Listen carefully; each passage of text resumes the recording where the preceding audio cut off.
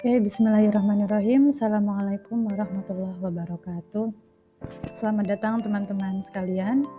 Semoga semuanya dalam keadaan sehat. Pada kesempatan ini kita akan mempelajari terkait salah satu topik di mata kuliah pengantar keuangan Islam, yakni uang dalam perspektif keuangan Islam.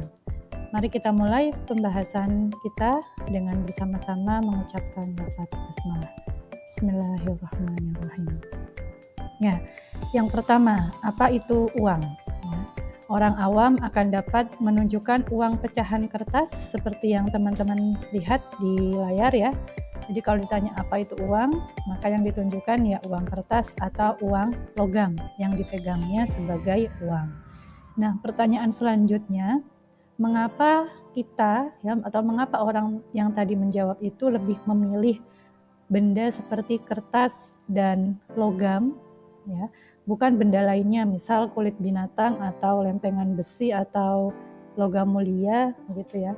Nah, kesimpulan sementara adalah bahwasanya pemahaman seseorang mengenai uang adalah apa yang bisa dilakukan ya atau apa yang bisa diperoleh manusia dengan menggunakan benda yang tadi dia pahami sebagai uang tersebut. Nah, dalam pengertian yang disampaikan oleh Bank Indonesia, uang adalah suatu benda yang dapat ditukarkan dengan benda lain, dapat digunakan untuk menilai benda lain, dan dapat disimpan. Uang juga dapat digunakan untuk membayar utang di waktu yang akan datang. Ya, ini adalah pengertian uang menurut Bank Indonesia. Kemudian uang itu sendiri berfungsi sebagai ada 4 di sini ya. Yakni yang pertama adalah berfungsi sebagai alat tukar atau medium of exchange. Kemudian yang kedua, uang berfungsi sebagai alat penyimpan nilai atau store of value. Yang ketiga, fungsi uang adalah sebagai satuan hitung atau unit of account. Dan yang keempat, uang berfungsi sebagai ukuran pembayaran yang tertunda atau standard for deferred payment.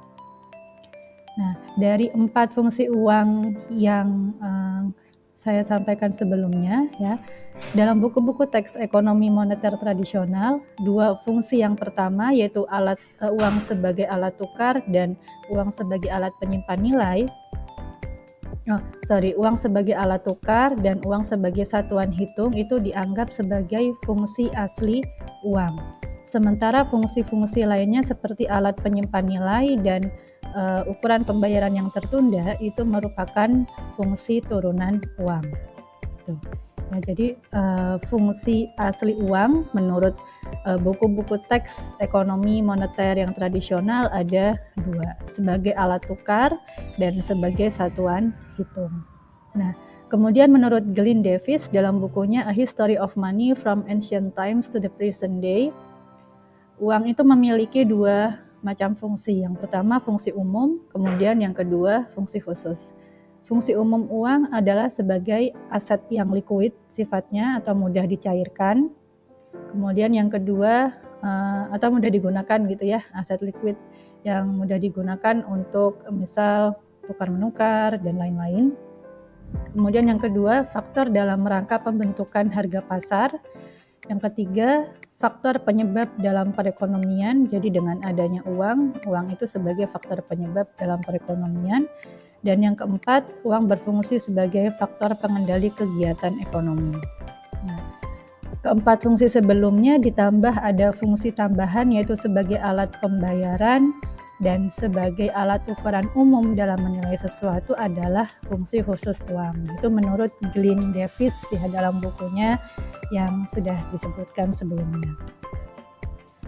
Ya, teman-teman di sini mungkin sudah pernah membaca ya bahwa uang itu juga mengalami evolusi atau mengalami perkembangan dari sejarahnya. Ya, dahulu kala sebelum kita mengenal adanya uang kertas, uang logam, bahkan electronic money ya, yang saat ini lebih lazim digunakan. Dahulu kala manusia itu saling bertukar aset itu dengan cara barter. Gitu ya. Jadi awal mula ada uang itu adalah adanya proses barter terlebih dahulu. Jadi menukar barang dengan barang lain ya. Tapi ini juga memiliki beberapa kekurangan. Di antaranya harus ada double coincidence, atau saat kita mau menukar aset yang kita punya dengan aset lain, aset bentuk lain, itu kita harus ketemu nih sama orang yang menginginkan aset yang kita miliki. Gitu. Kalau nggak ketemu-ketemu, nah nanti susah, kita tidak bisa mendapatkan apa yang kita butuhkan. Gitu. Nah itu kekurangannya barter. Kemudian setelah barter, uang itu atau alat tukar ya, atau fungsi-fungsi uang itu dilakukan oleh namanya logam mulia ya, yaitu emas. Emas ini pernah berfungsi sebagai uang ya, atau memiliki fungsi-fungsi sebagaimana fungsi-fungsi uang yang tadi sudah disampaikan ya. Satuan hitung, alat tukar, media penyimpanan nilai ya, dan juga faktor yang sangat berpengaruh dalam ekonomi itu pernah ada masa di mana emas itu berfungsi sebagaimana uang gitu. Kemudian yang tadinya emas batangan kemudian dimodifikasi menjadi metal coins atau koin-koin logam mulia ya. Ada logam mulia yang terbuat dari emas, ada logam mulia yang terbuat dari perak. Nah, koin-koinnya itu digunakan sebagai alat tukar, sebagai media penyimpan nilai, sebagai satuan hitung yaitu. Jadi metal coins berfungsi sebagaimana uang pada saat ini. Kemudian perkembangan selanjutnya, uang itu berupa uang kertas. Jadi masih ada uang logam, tapi logamnya dari perunggu, dari tembaga begitu ya, sudah bukan dari emas atau perak lagi, dan ditambah dengan adanya uang dengan bahan baru yaitu kertas ya, paper money. Selanjutnya di era modern sudah mulai ada kartu ya, plastic cards, yang mana di dalamnya itu kita bisa menilai digit-digit yang menggambarkan nilai atau kekayaan kita gitu, dalam suatu akun atau suatu rekening. Selanjutnya ada electronic money, di mana kita sudah tidak lagi memerlukan adanya kartu-kartu tersebut ya, tapi kita bisa melakukan transaksi itu cukup dengan adanya digit-digit tertentu ya, atau kode tertentu yang kemudian memungkinkan kita untuk memindahkan aset kita berupa uang tadi dari satu rekening ke rekening yang lain, atau dari rekening kita ke rekening orang lain. Nah, yang terbaru yang sedang ramai dibicarakan dan sedang didiskusikan juga perihal hukumnya adalah mata uang kripto ya, atau cryptocurrency. Yang mana kalau di Indonesia, cryptocurrency ini atau kripto ini dianggap bukan currency, tapi dianggap sebagai aset komoditas gitu. Ya, jadi dinamakan kripto aset kalau di Indonesia. Karena secara hukum Indonesia belum, atau sampai saat ini ya tidak menganggap sah penggunaan cryptocurrency sebagai atau untuk melakukan fungsi-fungsi uang seperti tadi yang sudah disampaikan di slide sebelumnya. Nah, tadi secara singkat ya bagaimana uang tersebut berevolusi mulai dari bahan yang digunakan dan lain-lain dari masa ke masa. Nah, sekarang pertanyaannya, kita sekarang masih menggunakan dua macam uang lah ya minimal, yaitu uang kertas dan uang logam. Dan beberapa orang sudah mulai menggunakan uang yang jenis lain seperti e-money, ya, electronic money, sudah menggunakan cards juga, dan bahkan ada yang sudah menggunakan kripto begitu. Nah, tapi pertanyaan pertama ini adalah uang yang paling lazim kita kenal sekarang dan paling sering kita lihat ya, bahkan sampai ke pasar tradisional dan lain-lain, itu kan uang kertas dan uang logam. Nah, kapan dunia mulai menggunakan uang kertas? Penggunaan uang kertas sebagai tanda sebenarnya atau sebagai tadi ya untuk melakukan fungsi uang ya, sebenarnya mempunyai perjalanan sejarah yang panjang. Pertama kali uang kertas digunakan sebagai pengganti sementara dari tembaga pada awal abad ke-9 di Cina. Ya, jadi awal abad ke-9 uang kertas ini mulai dibuat di Cina dan digunakan sebagai pengganti sementara dari uang tembaga. Nah, selanjutnya masyarakat barat mulai ikut mencetak uang kertas pada abad ke-17 yang kemudian diikuti pula oleh masyarakat timur hingga saat ini. Nah, sejarah ini tertuang dalam buku yang ditulis oleh Glyn Davis di tahun 2002. Kemudian membicarakan sejarah uang kertas itu juga tidak terlepas dari kesepakatan yang dilaksanakan di barat sana, ya, yaitu kesepakatan Bretton Woods, di mana di kesepakatan Bretton Woods ini ada suatu keputusan bahwa emas merupakan basis atau standar, ya, atau backingan gitu ya dari peredaran dolar Amerika Serikat dan mata uang lainnya yang menginduk kepada nilai dolar, nilai tukar dolar gitu. Tetapi kesepakatan Bretton Woods ini di mana uang kertas atau dolar itu di backing sama cadangan emas itu hanya bertahan selama seperempat abad, ya, selama 20-an tahun saja, sebagai akibat dari semakin besarnya kegiatan transaksi pasar uang dan barang yang tidak memadai lagi apabila dibiayai atau backing gitu ya dengan cadangan emas. Nah, kesepakatan Bretton Woods dibatalkan pada tahun 1971 dan sejak saat itu mata uang dunia dari kertas, mata uang logam juga itu tidak ada kaitannya sama sekali dengan emas. Nah, itulah yang kita sebut sebagai fiat money atau uang fiat, di mana nilai nominal dan nilai intrinsik untuk mata uang yang kita gunakan sekarang itu memiliki perbedaan. Nah, contoh dari uang fiat di Indonesia adalah uang kertas, ya, dan juga uang logam. Nah, ini kita bicarakan misal uang kertas pecahan Rp100.000. Ya. Dalam hal ini nilai nominal uang kertas tersebut adalah Rp100.000. Sementara nilai intrinsik itu meliputi apa? Meliputi harga bahan uangnya, bahan pembuatan uangnya, ya, dan biaya cetak. Jadi kertasnya harganya berapa, meskipun kita tahu ya bahwa kertas untuk uang itu memang beda dengan kertas pada umumnya. Kalau teman-teman mencuci uang atau uangnya nggak sengaja kena air, kerendam sampai beberapa hari itu kan tidak sampai robek gitu ya, minimal ya lecek, tapi berarti ada perbedaan jenis kertas yang digunakan. Termasuk percetakannya itu juga dengan cara yang khusus. Nah, tapi bisa kita lihat ya, nilai intrinsik mulai dari kertas yang digunakan, biaya cetak untuk membuat satu lembar uang 100 ribuan itu lebih rendah daripada nilai 100 ribunya gitu. Jadi nilai intrinsik atau nilai lembaran uang kertas 100 ribu itu lebih rendah dibandingkan nilai nominal yang tertera di situ. Nah, dalam kondisi tertentu karena begitu rendah nilai intrinsiknya, beberapa ahli juga menganggap uang fiat kertas sebagai uang hampa. Sebagai contoh ya, misal ada kebijakan pemerintah yang sudah tidak membolehkan atau sudah tidak melegalkan lagi uang kertas dengan kriteria tertentu sebagai alat tukar, ya maka uang tersebut sudah tidak bisa digunakan sebagai alat tukar gitu. Jadi tergantung kebijakan pemerintah. Nah, kalau tidak ada kebijakan pemerintah, ya uang tersebut dianggap sebagai uang yang tidak memiliki nilai sama sekali gitu. Ini menurut beberapa ahli ya terkait dengan uang fiat. Jadi uang fiat adalah uang yang dimana nilai nominal yang tertera dalam uang tersebut dan nilai intrinsiknya itu berbeda.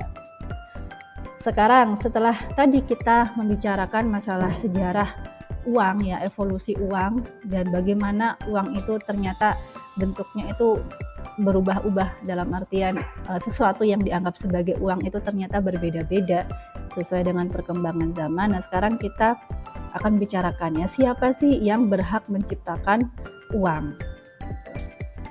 Ya, baik.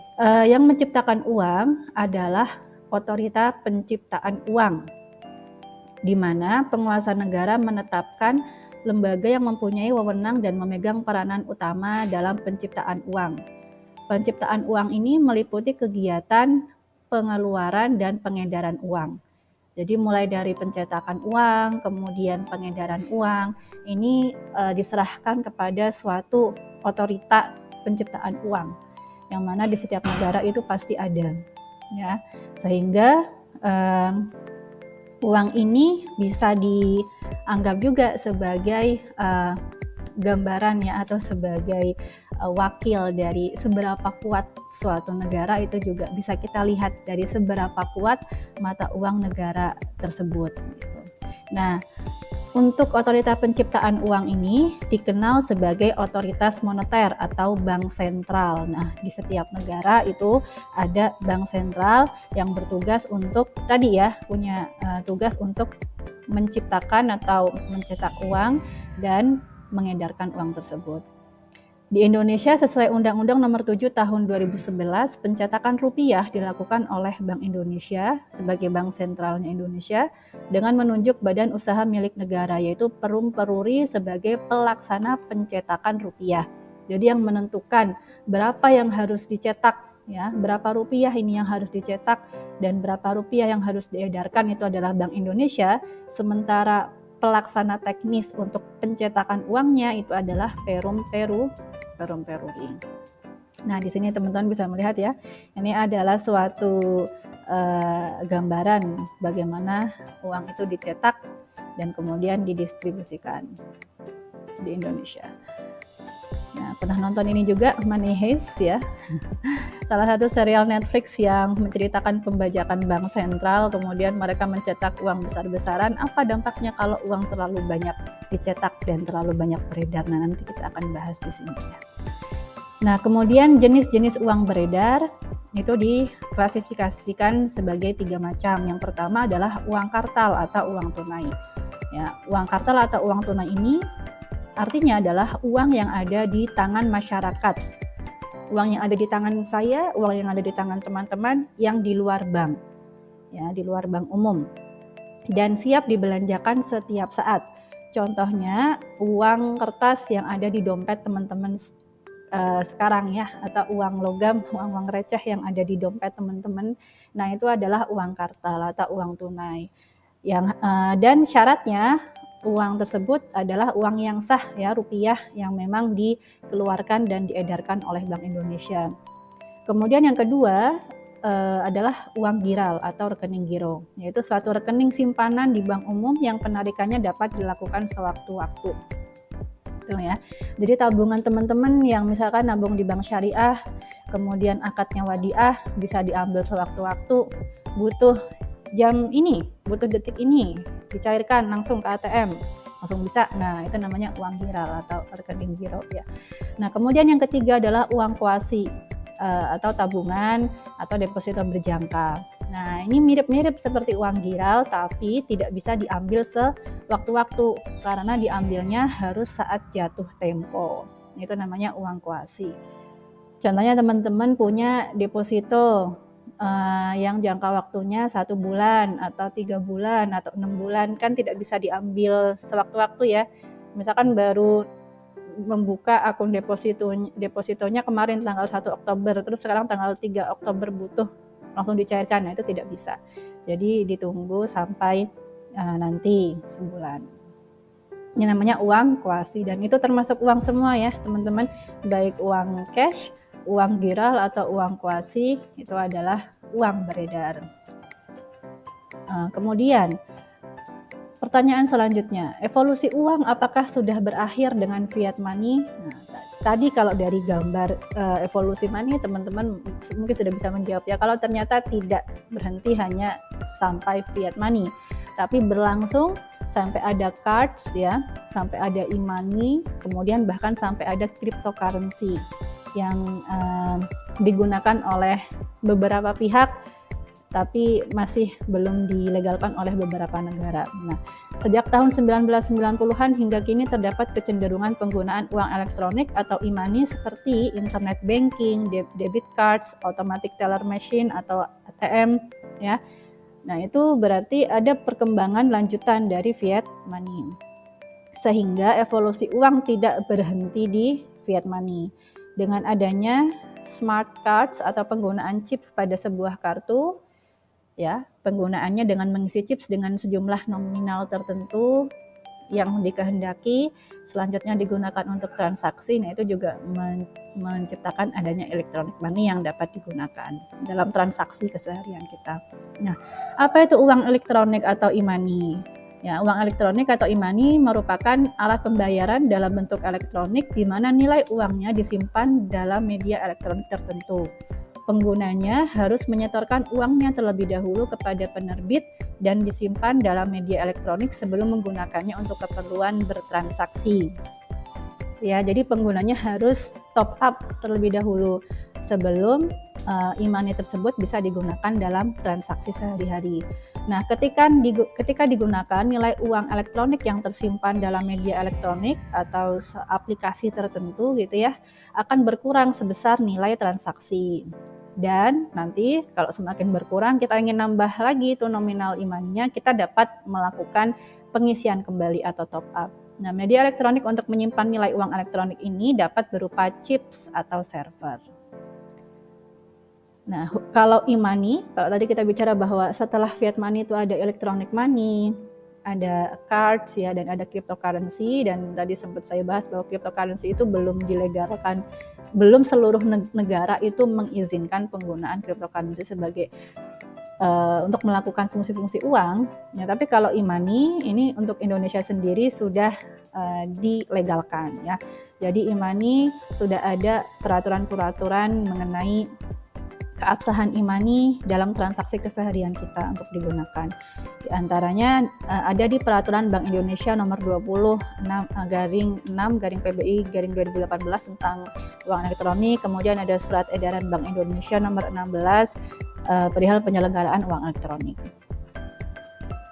Nah, kemudian kita bisa melihat bahwasanya ada kecenderungan masyarakat di masa kini untuk lebih menggunakan e-money dibandingkan cash money. Ya. Kenapa? Karena dari beberapa literatur ada 3 manfaat uang elektronik. Yang pertama, memberikan kemudahan dan kecepatan dalam melakukan transaksi-transaksi pembayaran tanpa perlu membawa uang tunai. Yang kedua, tidak lagi menerima uang kembalian dalam bentuk barang seperti permen ya, akibat pedagang tidak mempunyai uang kembalian bernilai kecil atau uang receh. Yang ketiga, sangat applicable untuk transaksi massal yang nilainya kecil namun frekuensinya tinggi seperti transportasi, parkir, tol, pembelian fast food, dan lain-lain. Nah, untuk masing-masing jenis uang itu memiliki resiko ya. Misal kita tadi bicara bahwa zaman dulu pernah digunakan itu emas batangan sebagai suatu barang yang melaksanakan fungsi uang.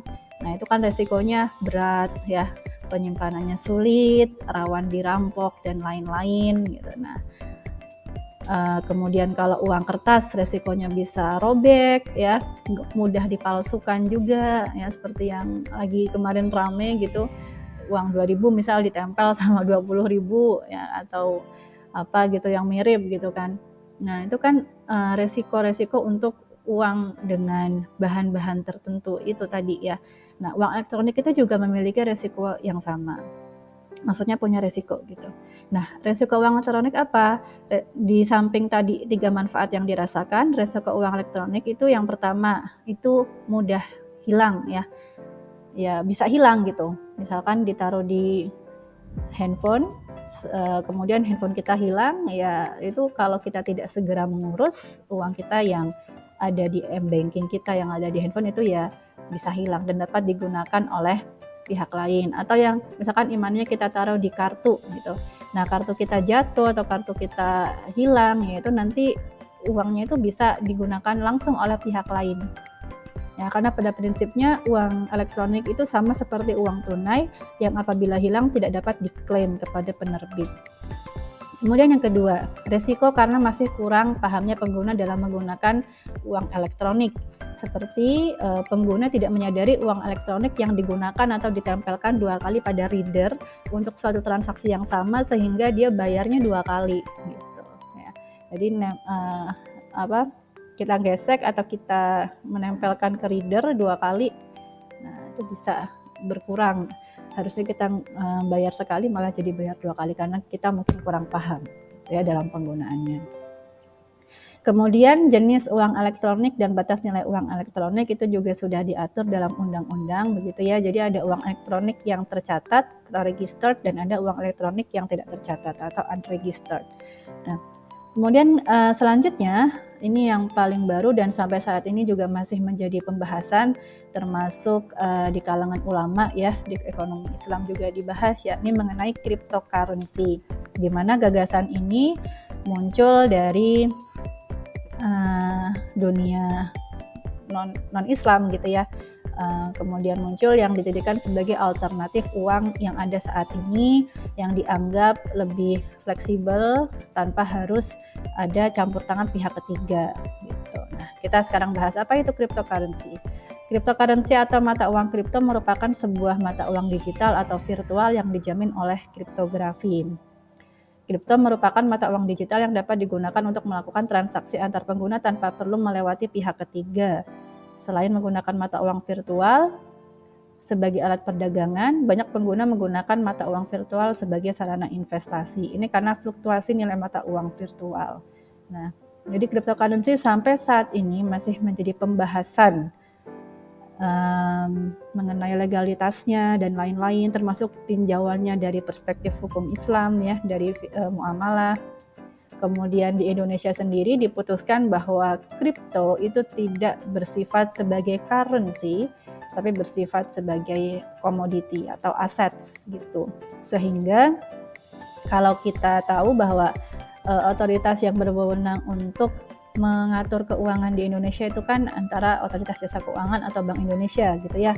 Nah, sementara cryptocurrency itu tidak diawasi oleh dua otoritas keuangan tersebut, melainkan diawasi oleh Bapepti.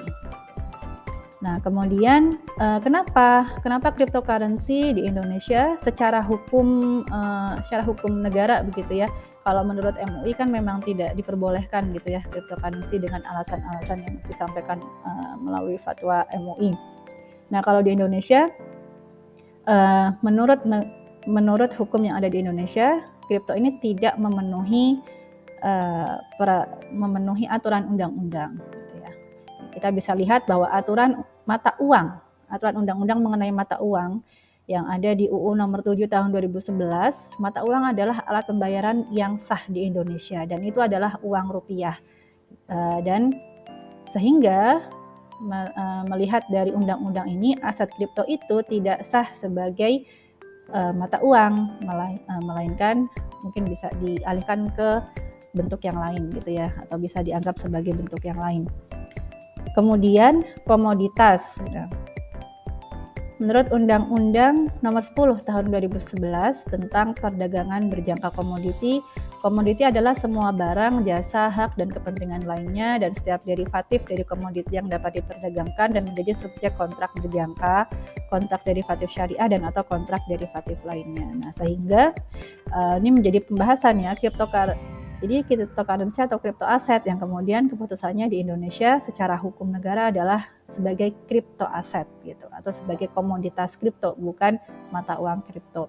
Nah, dengan beberapa alasan. Yang pertama, harganya sangat fluktuatif gitu ya. Harganya sangat fluktuatif, harga koin-koin kripto ini sangat fluktuatif dan juga cukup liquid. Kemudian tidak ada intervensi pemerintah, banyaknya permintaan dan penawaran.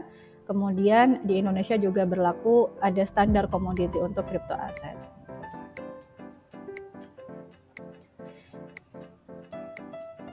Oke.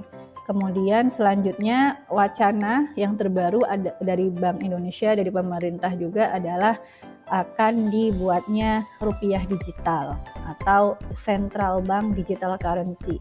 Ya, ini mirip-mirip dengan cryptocurrency sebetulnya, tapi masih ada sentralisasi di sini ya. Karena kalau ciri-ciri dari cryptocurrency kan desentralisasi, uang beredar tanpa ada pemantauan dari pemerintah gitu. Nah, kalau rupiah digital ini masih ada ikatannya dengan undang-undang, masih ada ikatannya dengan kedaulatan negara gitu ya. Nah, beberapa bank sentral di dunia termasuk Bank Indonesia saat ini sedang mengkaji untuk mengembangkan mata uang digital untuk yang sah gitu ya di negara-negaranya. Termasuk di Indonesia ini sedang dikembangkan rupiah digital atau sering dikenal dengan Central Bank Digital Currency atau CBDC. Untuk mewujudkan proyek ini ya, Bank Indonesia meluncurkan proyek Garuda yang mana memayungi berbagai inisiatif eksplorasi atas berbagai pilihan desain arsitektur CBDC Indonesia yang dinamai dengan rupiah digital. Nah, kemudian uang yang beredar terlepas dari bentuknya apapun itu pada masa kini itu memiliki kaitannya dengan suku bunga. Apa maksudnya suku bunga?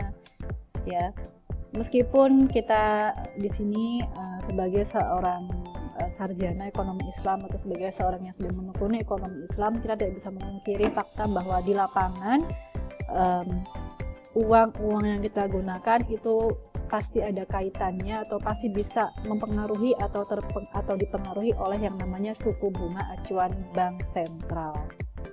Ya, sesuai dengan hukum permintaan pasar, apabila jumlah uang yang disediakan melebihi jumlah uang yang diminta, jadi apabila jumlah uang yang ada di masyarakat itu melebihi jumlah uang yang dibutuhkan masyarakat, maka akan terjadi kelebihan penyediaan uang, yang pada akhirnya dapat mengakibatkan penurunan harga uang atau suku bunga sehingga menurunkan daya beli dan nanti terjadi inflasi. Jadi kalau uang terlalu banyak beredar maka akan terjadi inflasi. Nah, sebaliknya apabila jumlah uang yang diminta melebihi jumlah uang yang disediakan, maka akan dapat mengakibatkan kenaikan harga uang atau suku bunga. Jadi uangnya menjadi lebih mahal nilainya. Nah, suku bunga yang dimaksud, jadi bagaimana uang beredar ini bisa mempengaruhi suku bunga. Suku bunga yang dimaksud ini adalah suku bunga keseimbangan pasar, ya, yang mana penentuan berapa persentase suku bunga acuannya itu ada di bank sentral masing-masing negara.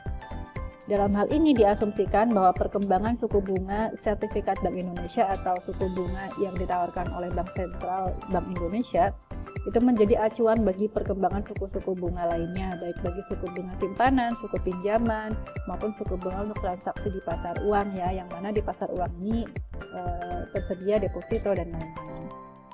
Gitu. Jadi misal gini, Bank Indonesia menetapkan suku bunga Indonesia saat ini adalah 5,75%. Itu akan mempengaruhi, oh berarti kalau ada kredit rumah itu berarti besar bunganya juga 5,75% gitu yang harus dibayarkan. Jadi seperti itu ya. Itu kebijakan suku bunga acuan akan mempengaruhi suku bunga yang lain. Nah, kalau di ekonomi Islam apakah terpengaruh dengan suku bunga tersebut? Ya, kalau secara perhitungan ya tidak ya. Karena kita menggunakan bagi hasil ya, tapi intinya adalah itu tadi, uang yang beredar itu ada kaitannya dengan suku bunga acuan untuk negara. Kebetulan Indonesia juga masih ada bank sentral yang konvensional yang masih memperlakukan suku bunga yang masih ada hubungannya, berarti uang yang beredar di Indonesia dengan suku bunga Bank Indonesia, ya. Kemudian selanjutnya, uang ini juga selain uang ini memiliki hubungan dengan suku bunga, uang ini juga memiliki hubungan dengan kegiatan ekonomi sektor real. Pengaruh uang terhadap kegiatan ekonomi di sektor real pada dasarnya dapat bersifat langsung atau tidak langsung. Nah, pengaruh tidak langsung uang dapat dijelaskan melalui pengaruhnya terhadap perkembangan suku bunga seperti telah dijelaskan pada bagian sebelumnya, ya. Dalam hal ini apabila terjadi penambahan jumlah uang beredar misalnya sebagai akibat kebijakan bank sentral, maka suku bunga akan cenderung turun. Jadi kalau bank sentral itu menetapkan kebijakan untuk silakan cetak uang kemudian diedarkan lagi ke masyarakat, nah, sehingga uang yang berada di masyarakat bertambah, maka suku bunga akan cenderung turun. Nah, bank syariah mungkin tidak berkaitan dengan suku bunga ya, tidak berkaitan dengan bunga, tapi adanya kebijakan suku bunga bank sentral ini secara tidak langsung akan berpengaruh terhadap proses yang dilakukan atau aktivitas yang dilakukan oleh bank syariah, mau tidak mau gitu. Karena apa? Karena Indonesia wilayahnya peredaran uang, kebijakan moneternya itu juga masih mengacu kepada suku bunga. Sehingga memang mungkin tidak berpengaruh secara langsung, tapi pengaruhnya terasa tidak langsung oleh lembaga-lembaga keuangan syariah ya. Nah, penurunan suku bunga, jadi kalau misalkan tadi Bank Indonesia memberi kebijakan silakan cetak uang perumperuri kemudian diedarkan ke masyarakat sekian untuk daerah sini sekian, daerah sini sekian gitu ya. Nah, maka suku bunga akan cenderung turun. Kalau suku bunga acuan turun, suku bunga yang berlaku di sektor-sektor ekonomi turun, maka akan menurunkan biaya pendanaan kegiatan investasi. Kalau suku bunga turun, imbasnya adalah mendorong kegiatan investasi untuk semakin berkembang gitu. Nah, selanjutnya ini ada 3 pertanyaan yang dijawab secara berkelompok oleh teman-teman ya, sesuai dengan pembagian kelompok di awal perkuliahan. Pertanyaan pertama, jelaskan apa saja yang menjadi syarat agar sesuatu sah disebut sebagai uang. Kemudian yang kedua, apa pendapat Anda mengenai cryptocurrency? Apakah ia merupakan alat tukar atau komoditas? Jelaskan pendapat Anda menyertakan fatwa ulama dan dalil yang digunakan. Kemudian yang ketiga, apakah Anda menggunakan e-money? Apa alasan penggunaan e-money tersebut? Nah, itu juga silakan dijawab, silakan disampaikan. Kemudian jawabannya nanti ditulis di dalam Microsoft Word atau di Google Docs dan dilampirkan di Google Classroom sebagai bukti presensi.